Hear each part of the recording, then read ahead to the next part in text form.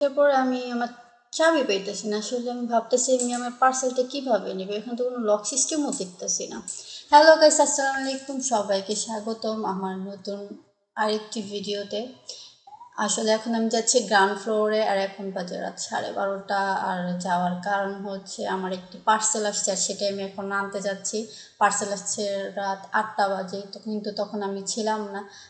তার জন্য আমি এখন আসছি। আমার হাজব্যান্ড বলতেছে যদি পার্সেলটা হারায় যায় তো যেয়ে নিয়ে আসো।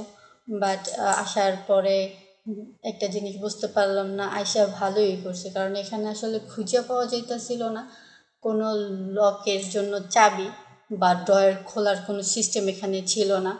পরে এখানে আমি তাকায় যা দেখলাম বা বুঝতে পারলাম, এখানে ঘন্টা হিসাবে আসলে চার্জ কাটতেছিল। তো যতক্ষণ থাকতো আমার আসলে বিল উঠতে থাকতো। ভাগ্যিস আমি আসছি। দেন আমি আসলে বুঝতেছি না এটা আমি কীভাবে খুলবো। দেন এখানে পড়ে দেখলাম মেবি বক্স প্লাস এরকম একটা অ্যাপস ডাউনলোড করতে হইব। দেন আপুটারে দেখলাম আসলে কীভাবে করলো। দেন আমি আমার হাজব্যান্ডকে কল দিলাম, সে আসলো। আসার পরে বহুত চেষ্টার পরে আসলে নিম্নে আমাদের আধা ঘন্টা 40 মিনিট লাগছে এই পার্সেল, এই যে এই ড্রয়ার খোলা যান এখান থেকে আমার পার্সেল রিসিভ করতে। আর এখানে আমার 1 রিঙ্গিত চার্জও কাটছে। আমি অবশেষে আমার পার্সেলটা হাতে পাইছি, আর বহুত কষ্টে পাইছি।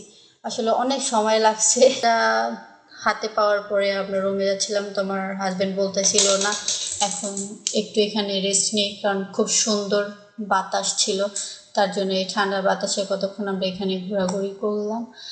তো ধন্যবাদ সবাইকে। অবশ্যই ভিডিওটা ভালো লাগলে লাইক কমেন্ট শেয়ার করবেন, সাবস্ক্রাইব করে পাশে থাকবেন।